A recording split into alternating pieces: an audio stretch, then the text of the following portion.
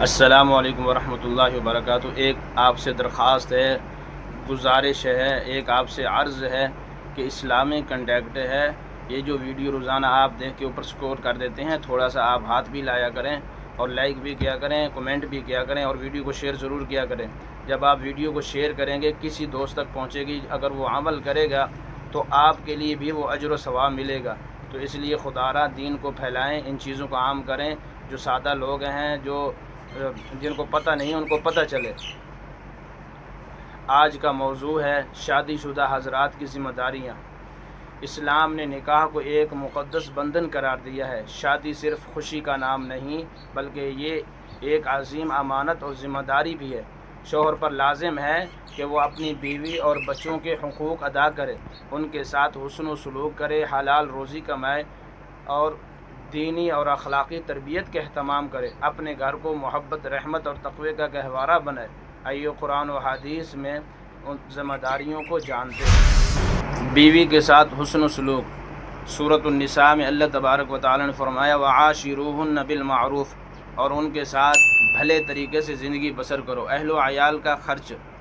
قرآن کریم کے اندر اللہ تبارک و تعالی نے فرمایا وعلی المولود لہ رزقہن وکسوتہن بالمعروف، اور بچے کے باپ پر دستور کے مطابق ماں کا کھانا اور لباس مہیا کرنا لازم ہے۔ گھر والوں کی دینی تربیت۔ قرآن کریم سورۃ تحریم میں اللہ تبارک و تعالی نے فرمایا یا ایھا الذین آمنوا قوا انفسکم واہلیکم نارا، اے ایمان والو اپنے آپ کو اور اپنے گھر والوں کو آگ سے بچاؤ۔ حدیث نبوی کے اندر اللہ تبارک و تعالی کے رسول صلی اللہ علیہ وسلم فرماتے ہیں خیرکم خیرکم لأہلی وانا خیرکم لأہلی، تم میں سب سے بہتر وہ ہے جو اپنے گھر والوں کے لیے سب سے بہتر ہے اور میں اپنے گھر والوں کے لیے سب سے بہتر ہوں۔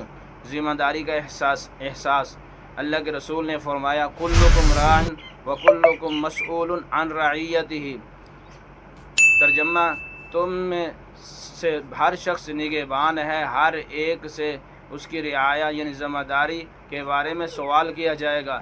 اہل خانہ پر خرچ کرنا۔